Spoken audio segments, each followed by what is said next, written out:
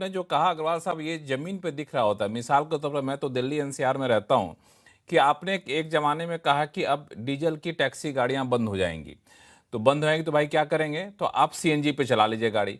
आप देखिएगा किसी भी समय पे CNG petrol pump, CNG pump पे जो है, आपको कम से कम 30-40 गाड़ियों की लाइन आसानी से दिख जाएगी। आपके पास सीएनजी का पंप नहीं है, लेकिन आपने मैंडेटरी कर दिया तो लोग आधे दिन तो पंप पे लगे रहते हैं। तो वैसे ही अभी आपने दिल्ली में कह दिया कि इस तारीख के बाद ईवी के अलावा पेट्रोल की, डीजल की गाड़ियां ही नहीं बिकेंगी जी। तो मेरा सवाल थोड़ा-सा ये है कि कोई एक एक्स कंपनी मान लिया जाए, कोई पेट्रोल की गाड़ी बना रही है, उसको सडनली आपने कहा कि नहीं जी अब पेट्रोल है, ई20 वाला बनाइए, अब हो गया बहुत। ठीक है, ई20 बनाना शुरू कर दिया। फिर अगले दिन आप पेट्रोल-वेट्रोल सब खत्म करिए, अब जो है सिर्फ ईवी बनाइए आप। ईवी बनाना शुरू किया, फिर अगले ईवी छोड़िए, अब हाइड्रोजन बना लीजिए आप। तो किसी भी कंपनी के लिए प्रोडक्शन कैपेसिटी को खड़ा करना, प्रोडक्शन लाइन को बनाना काफ़ी कैपिटल इंटेंसिव होता है। इस वजह से सवाल मेरे मन में उठा। अब ये कितना व्यावहारिक है, जसप्रीत सिंह अरोड़ा साहब आपको जोड़ेंगे इसमें? जी, लक्ष्मण जी, इसमें वैसे तो ग्राउंड रियलिटी ये है कि जो दिक्कत है ज़रूर कस्टमर लेवल पे या पूरे चैनल में, राइट? बिकॉज़ एक बार आपने चैनल फिल कर दिया और उसके बाद अब आप बोलो हम नया वेरिएंट लाएँ तो उसमें दिक्कत ज़रूर होती है। But at the same time ये कुछ नया नहीं है। तो फॉर एग्ज़ाम्पल जितना अगर हम again we are reading from media and also from experts कि जो जो जो गाड़ियाँ हैं, ये जो प्लानिंग है, चाहे ई20 की हो, ये बहुत सालों से चल रही है। तो a lot of the cars जो आज के दिन में इंडिया में है, they are capable on running ई20 फ्यूल। और ये सारे मतलब जितने भी इंडियन ऑटोमोबाइल मैन्युफैक्चरर्स हैं, उनके सीनियर लीडरशिप ने क्लैरिफाई किया है। तो ऐसा नहीं है। और कुछ गाड़ियों में अगर दिक्कत आई, ये डजंट मीन कि 1 out of 100 doesn't mean the 99 cars are also equally at risk. तो ये जो प्लानिंग है, ये 5 साल से चल रहा है, 3 साल से चल रहा है। अगर ई20 और अगर ई100 फुल एथनॉल है या 50% एथनॉल है, उसकी ब्लेंडिंग की बात हो रही है, तो उसके लिए प्लानिंग चल रही है, right? It's not, I think Bajaj has already launched a vehicle, a bike which is capable of running 100% ethanol. तो आई डोंट थिंक इतना बड़ा इशू है। But I would agree on the EV side. Ground reality शायद उतनी नहीं है, but then we are moving towards it. But parallelly हमें ये भी द वे अपॉर्चुनिटी अगर आप पूछें इसमें क्या है, तो the likes of with full disclosures, the likes of Bajaj Auto and TVS and Ather and so many other players, and even the Hyundai, Maruti, export opportunity भी बहुत खुल रही है, because India as a manufacturing hub, export destination. EV सिर्फ India में तो है नहीं, तो it also helps as a manufacturing export opportunities, not only in auto OEM, also in auto ancillary. तो पैरेलली अपॉर्चुनिटीज भी खुल रही हैं अगर ये नए टेक्नोलॉजी, नए रूट्स ऑफ ऑफ ठीक है, इंजन समझ गया। जो तो बनता है, मोटा-मोटी तो मामला वी ये आर है नॉट कि एज एक एज कंज्यूमर, एज हाँ, बॉदर्ड। एक कंज्यूमर होने के नाते जो चिंता मैं जता रहा था, वो चिंता दरअसल बाज़ार के निवेशक होने के नाते आप लोगों के मन में नहीं है, आप लोग मान के चल रहे हैं। सभी लोग एकमत है कि कंपनियाँ अपने आप को इसके लिए पूरी तरह से तैयार कर रखी हैं और यहाँ से कंपनियाँ अच्छा ही करेंगी। गौरांग शाह साहब और सिन्हा साहब दोनों लोग सही निकले, बाकी दोनों हमारे मेहमानों ने उनको सपोर्ट किया। अब एक चीज़ और जो संजय सिन्हा सर उठा रहे थे, वो था आपको बैंकिंग सेक्टर और आईटी सेक्टर। तो पहले बैंकिंग सेक्टर पे आगे चर्चा कर ले। बैंकिंग सेक्टर को कैसे देख रहे हैं अभिषेक अग्रवाल साहब? ये बैंकिंग में बड़ा शिफ्ट देखने को मिल रहा है। अगर प्राइवेट सेक्टर की बैंक की बात करें, तो ऐसा लग रहा है कि अब प्राइवेट सेक्टर बैंक में इन्वेस्टमेंट के लिहाज से लीडर एचडीएफसी बैंक की बजाय आईसीसी बैंक उभर कर सामने आ रहा है। जो लार्ज कैप बैंक थे, उनकी जगह कई सारे मिड कैप पीएसयू बैंक यहाँ पर उभर कर सामने आ रहे हैं। तो इन्वेस्टमेंट एवेन्यू बदल रहा है क्या अब? जी, बिल्कुल। आई थिंक ये ट्रेंड जो है, अगर आप स्पेसिफिकली ये कहें कि जो पहले एक लीडर थे अपने, या लीडर की पोजीशन पे थे एक पर्टिकुलर सेक्टर पे, यहाँ पे हम बात करें बैंकिंग और फाइनेंशियल, तो क्या अब एचडीएफसी से लीडरशिप आगे शिफ्ट हो रही है? आई थिंक ये ट्रेंड काफ़ी समय से चला आ रहा है। और सबसे बड़ी कंसर्न वाली बात यहाँ आती है कि अगर आप देखें बिफोर द मर्जर, तो इस बैंक की निम जो थी, वो हम्म। जो थी 4% के आस-पास या उसके अराउंड, आज भी उसके नीचे ही चल रही है। इसका मतलब कोई भी सिग्निफिकेंट इम्प्रूवमेंट अगर हम परफॉर्मेंस में देखें, तो इस मर्जर के आने की वजह से हमें देखने को मिले, ऐसा हुआ नहीं है। दूसरी बात है कि लीडरशिप चेंज होने की वजह से डेफिनिटली एक बात है कि आप नारायण मूर्ति को देख ही लीजिए कि जब उन्होंने कंप्लीटली क्विट किया, उसके बाद जो और फाउंडर्स थे उन्होंने उसके आगे जैसे-जैसे क्विट किया, उसके बाद जब ये कंपनी पूरी तरह से प्रोफेशनल मैनेज्ड हो गई, तो वो decision taking ability, risk taking ability same नहीं रही। तो सेम चीज़ मुझे लगता है कि बैंकिंग सेक्टर के अंदर में, स्पेशली जहाँ पर एक तरह से काम हो रहा था, एचडीएफसी में भी, तो वहां पे अब वो नहीं दिख रहा है। तो एक तो पहली बात ये है। दूसरा है फाइनेंशियल सेक्टर की, अब ओवरऑल बात करें तो डेफिनेटली बैंकिंग के अंदर में जो हमने अभी भी जो लोन ग्रोथ देखी है वो काफी अच्छी रही है। और अभी तक ऐसा कोई सीरियस मार्जिन प्रेशर वैसे हमें देखने को नहीं मिला एनपी की वजह से। सो इन दैट एस्पेक्ट हम लोग ने शायद काफी अच्छा किया है, इंडिया के पर्सपेक्टिव से हमने काफी अच्छा किया है। और यहाँ पे बने रहने की ही सलाह होगी, बिकॉज यहाँ पे कम से कम आपके पास मल्टीपल ऑप्शंस है, अलग अलग सेक्टर प्ले है। आईटी में वैसी आपको ऑप्शनैलिटी नहीं मिलती अनफॉर्चुनेटली। अगर आप टॉप 4 को देखेंगे तो वहां पर मोटा मोटा स्टोरी जो है वो आपको थोड़ी सिमिलर सी लगती है, बट बैंकिंग के अंदर में थोड़ा तो एटलीस्ट आप चूज कर सकते हैं किस तरह का एक्सपोजर आप लेना चाहते हैं। गौरांग शाह साहब, मैं सवाल को थोड़ा सा रिफ्रेम करूं, जो सवाल पूछा था मैंने अग्रवाल साहब से, कि अभी तक पिछले मान लिया 5 साल से 10 साल से जो लोग जिन बैंकिंग स्टॉक में बने हुए हैं, अब उनको रिविजिट करने की जरूरत है क्या? बिल्कुल जरूरत है पहले तो। और ये भी कहना चाहूंगा कि जियोजित में हम किसी भी प्रकार का पक्षपात नहीं करते हैं। जहां तक सरकारी बैंक, निजी क्षेत्र के बैंक और मजबूत एनबीएफसी का सवाल है, हमारी खरीदारी की राय तीनों जगह पर है। और हम ये भी मानते हैं कि आगे जाकर के जिस प्रकार के टिप्पणियां सरकार ने की हैं और जिस तरीके से उत्पादन क्षमता बढ़ेगी, सेवाओं की क्षमता बढ़ेगी, जिस प्रकार से भारत जो आयात करता था पूरी दुनिया से, वो आगे जा करके निर्यात करेगा। तो ये सब मुहिम में आपको ऋण की तो जरूरत पड़ेगी ही पड़ेगी। और ऋण की मांग आगे जा करके बहुत ही सक्षम रूप से ऊपर की तरफ की संभावना रही, और उस परिस्थिति में तीनों ही जगहों पर आपको सकारात्मक लोन बुक ग्रोथ होती हुई दिखाई देगी। अगर मैं बिल्कुल सहमत हूँ, एचडीएफसी बैंक अगर आप देख लीजिए, या कुछ हद तक ये कोटक महिंद्रा बैंक भी अगर आप देख लीजिए, तो निरंतर तिमाही दर तिमाही निराशा हाथ लगी है। और अगर आपने काफी समय पहले निवेश किया है और अब अगर आपको मुनाफा मिल रहा है, तो मेरे ख्याल से ये समय आया है जहां पर आप जा करके थोड़ा बहुत परिवर्तन कर सकते हैं। और परिवर्तन के रूप में अगर आपके पोर्टफोलियो में सरकारी बैंक नहीं है, तो मेरे ख्याल से समय पहले भी था, समय आज भी है। कुछ सरकारी बैंकों को आप शामिल करें आपके पोर्टफोलियो में। और ये मैं इसलिए कह रहा हूं क्योंकि पिछले 5 सालों से ज्यादा जो मेहनत और जो समीकरण सरकारी बैंकों में आया है, जो भी विलय हुआ है सिस्टर बैंक्स का या फिर छोटी बैंकों का, मझौली बैंकों का, बड़ी बैंकों का, वो एक बहुत ही सकारात्मक नजरिया है। तो अगर कुछ अंडर परफॉर्मेंस हो रहा है, हालांकि मैं ये नहीं कहूंगा कि एचडीएफसी बैंक में निवेश मत कीजिए। अगर डिस्क्लोजर एचडीएफसी बैंक और एक्सिस बैंक और कोटक महिंद्रा बैंक पर भी हमारी खरीदारी की राय, लेकिन अगर आपको थोड़ी बहुत असमंजस परिस्थिति है, तो आप बिल्कुल कुछ परिवर्तन पर ध्यान दे सकते हैं।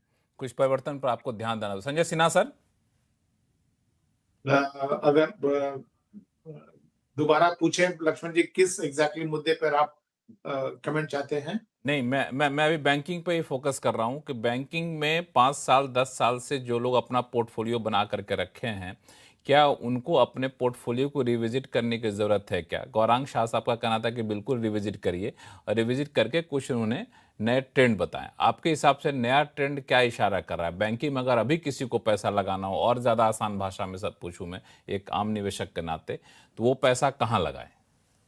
बैंकिंग की बात करें तो देखिए, आपके सवाल में 2 सवाल शामिल हैं। एक तो ये कि क्या बैंकिंग क्षेत्र में पैसा लगाना चाहिए कि नहीं, और दूसरा कि अगर आप ट्रेडिशनली जो बड़े बैंक्स हैं उनमें पैसे लगा रखे हैं, तो क्या आपको उसमें पैसे में कुछ फेरबदल करना चाहिए कि नहीं।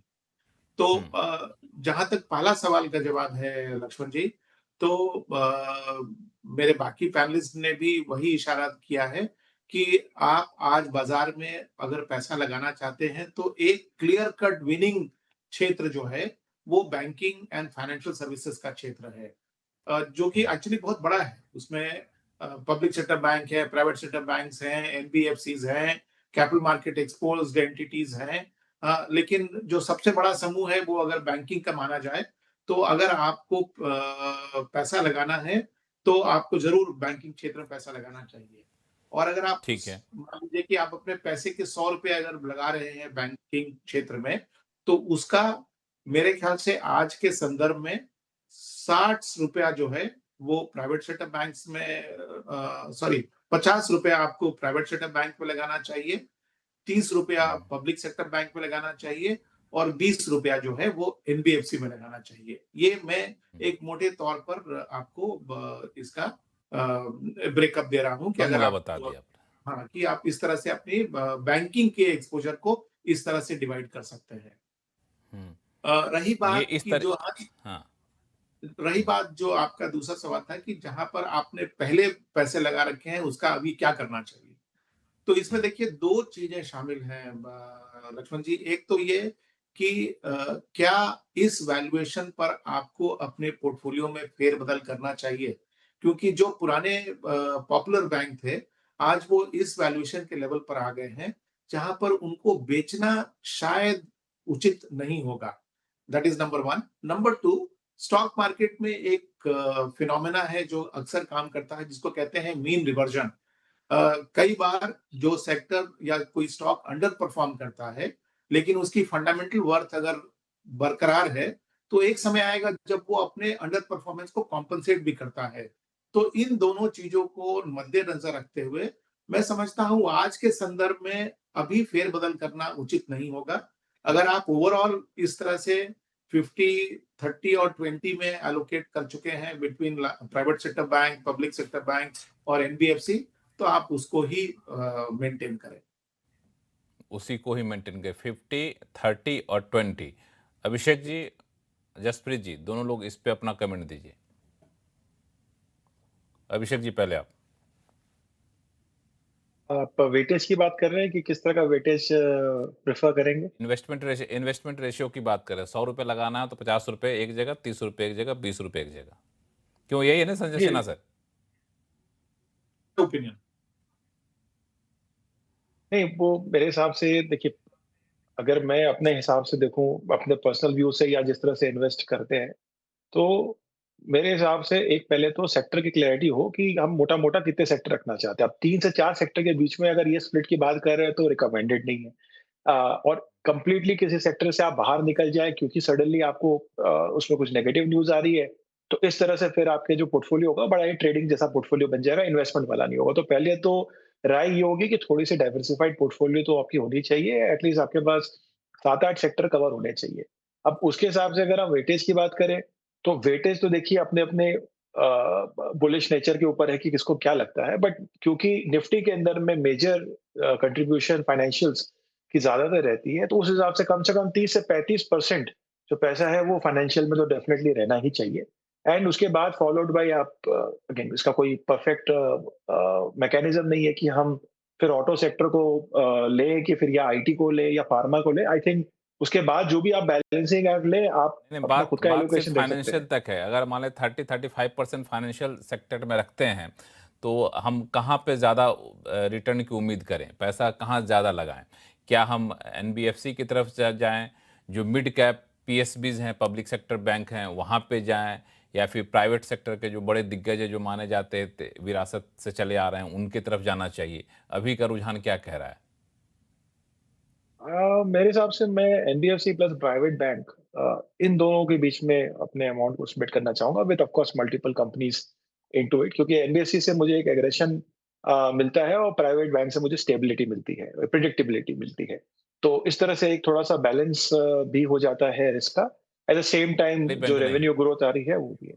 सरकारी बैंक से कोई ऐसी कोई परेशानी नहीं है, बट हिस्टोरिकली अगर हम परफॉर्मेंस को कंपेयर करें वर्सेस दीज सेक्टर्स, तो वहां पे उतना जो है एग्रेसिव आउटकम हमें देखने को नहीं मिला है। तो मैं रिटर्न के पॉइंट ऑफ व्यू से बात कर रहा हूँ, परफॉर्मेंस कमियों की अपनी अपनी हो सकती है, बट लार्जली जो मैंने कहा ये दो सेक्टर के अगर आप हिस्टोरिकल रिटर्न्स भी देखेंगे तो आपको दिखेगा कि प्राइवेट बैंकों से ज्यादा सस्टेनेबल रहे हैं एलिवेटेड लेवल पर भी। बस एक छोटा सा सवाल, रिएक्शन जसप्रीत साहब का भी ले लूं। जसप्रीत साहब, आप कैसे देख रहे हैं? मैं इसलिए बैंकिंग पर ज़्यादा फोकस कर रहा हूं कि सरकार ने जो 2047 तक डेवलप कंट्रीज का जो लक्ष्य रखा है, तो खुद सरकार ने ही कहा कि अगर हमें डेवलप होना 47 तक, तो जो बैंकिंग के जो फाइनेंशियल एसेट हैं उसको 15 गुना बढ़ना पड़ेगा। जो 3.1 ट्रिलियन से बढ़ के 45 ट्रिलियन तक जाना होगा 24/7 तक। जाहिर तौर पर बैंकिंग सेक्टर के लिए बहुत ज़्यादा अपॉर्चुनिटी दिखेगी। जी बिल्कुल। तो हमारा वो ट्रिपल सी जो हमारा नजरिया है देखने का, चाहे कैपिटल कंजम्पशन और कैपिटल एक्सपेंडिचर, जिसमें manufacturing, capex, infrastructure, real estate सारे आ जाते हैं, दैट कंटिन्यूज। बट मैं बस दो एग्जांपल देना चाहूंगा और दो कैटेगरीज जहां हमें लगा है it has made money in the last 2 years और पिछले including for our fund as well. All companies between broadly, very broadly 20,000 crore market cap to 2 lakh crore market cap, जिसमें आपके स्मॉल कैप भी आ गए, मिड कैप भी आ गए और smaller large cap आ गए। A very good part of the money is made in this market cap cohort, including BFSI.